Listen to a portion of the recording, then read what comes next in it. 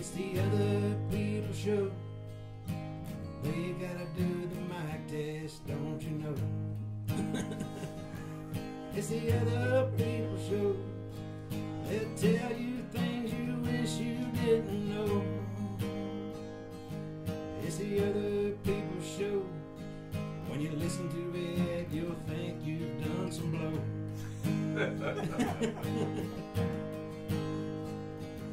It's the other people show. We'll have so much fun, it'll go so fast, it'll never go slow. Anyway, so I get to more or less kind of choose what I do, but I try to do a lot because it's paid and I love it. I love doing those shows. They're so much fun. It's a lot of work up to it because I have to call coaches and like I have to build these giant charts.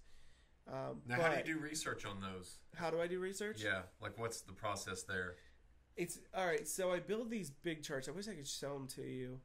That have all the players that I know are going to be on there and like stats. I put all the stats and everything on there, which I have to build that after their last game. So you do this before each time you broadcast? Yeah, so I have to make sure, home team's easy because it's always going to stay the same. Yeah. You just have to update it. Away team, you have to build it from scratch, which it's an Excel sheet and there's like all kinds of different formats, so it does take a while to do it. Like the first name is always smaller, not bold, and the last name is always in all caps and it's bold, and it's weird stuff like that. But then as soon as the last game's over, I contact whoever their information person is and try to get, and I do a phone call with the opposing coach and let them, and then I talk to them and I go through, I pick out 5 or 6 players that I think are going to be key. Right. And I ask them about every single one of those players. I'm like, tell me about them. Why do you like them? What do they do well? And then I'm like, who else on the team is like this? Tell me some stories. Give me some stuff that I can't find on the internet. Right. Yeah. If I can find it on the internet, I don't want it because anybody can look that up. And then I build what I think are going to be the big stories. And then I work with my color person. We don't really talk too much about that.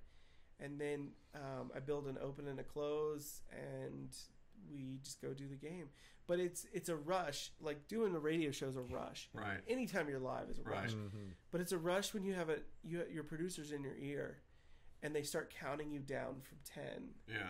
And it's like you just get so nervous. Like I don't get nervous leading up to games. Right. But as soon as that producer counts down to 10, because when he gets to 0, you're live. You're live, and they bring up your microphone. And so they'll say 3, 2, 1, bring up their microphones, you're on.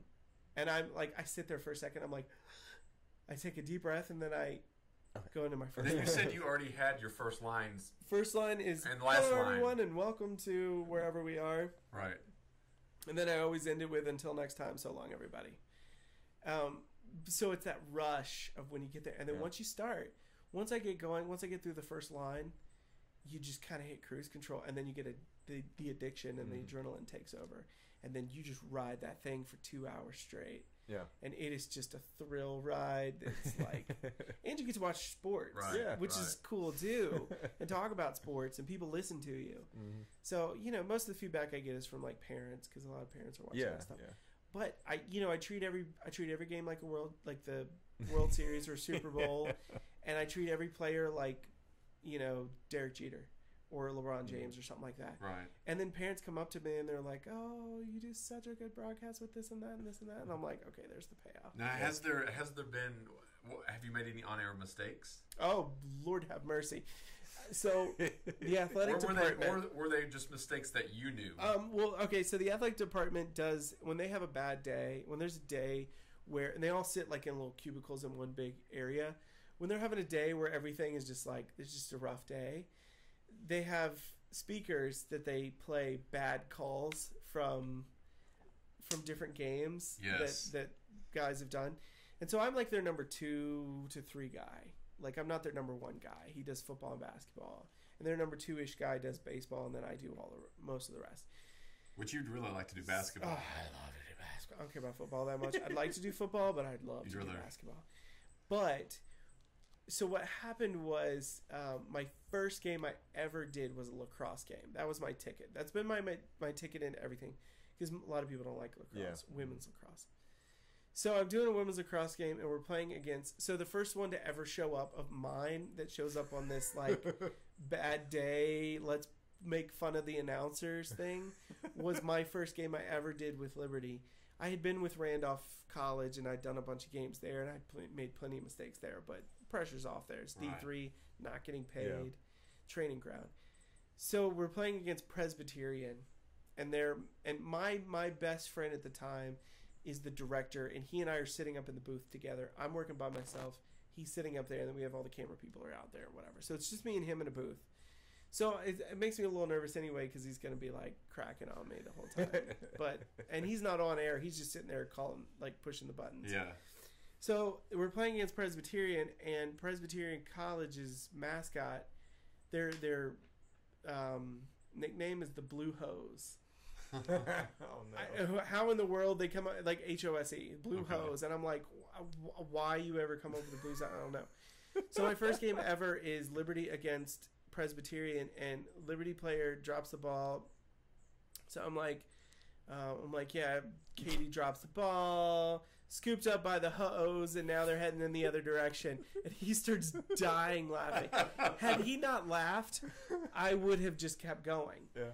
But so he goes, yeah, and ball goes over to the hose, and he starts dying laughing. And he goes, the blue hose. It goes over to the Presbyterian Blue Hose, and then we keep going through. And I'm like, my first broadcast, I call him the hose, and now, and of course, it's a women's team too that you're calling the hose. So that was my first ever thing to make the. At least you didn't say nappy-headed hose. Yeah, I know. But then I've some of the stuff that I've said. Whenever I'm doing soccer, I try to call it the pitch. Yeah. There's a phrase that I love that I say too often, and I gotta stop saying it. But when somebody falls, I like to say she hits the pitch. But I say it in such a way where she's like, it doesn't sound like pitch. Right. Like, bitch. And it just makes people crack up. And like one of these days, like now that I'm broadcasting, I've tried to like clean up a lot of my language just because I don't want anything to slip, because if it does, especially at Liberty, I'm going to get axed in 5 seconds. Right. Mm-hmm. So, and when you get off, like when something happens, you revert back to like what you know. And so if you get that out of your vocabulary, you won't revert back to it. So anyway, one of these days I'm going to slip up and I'm going to say the wrong word, and it's going to be awful. And that's going to be, I'm just going to like, as soon as the broadcast's over, take my headset off, walk away, take off my polo, throw it at them. It was good while it lasted. Thanks, people. Guys. I went out on top. But I make a mistake a lot of times, but you just keep going. It's like music when we play live gigs. Yeah. You know, when you're in the studio, you got to redo it. Film, we have to redo over and over and over again. But when you're doing a live broadcast, you just keep on rolling. Yeah. And I also like. There's a lot of things like when we've made mistakes on the show. A lot of people. Now I know it's different with broadcasting for sports, but I know when we've had problems on this show and the radio show, a lot of the listeners like that because they make it seems real. The human side of it. Yeah, because we never. One good thing I thought that was always great about our show, the radio show, is we never hid the fact that there were problems going on. Yeah. You know, and that also a lot of people are like, it's just like guys or just a group of friends sitting around talking, which is what I like to listen to. Yeah. When I'm listening to a show.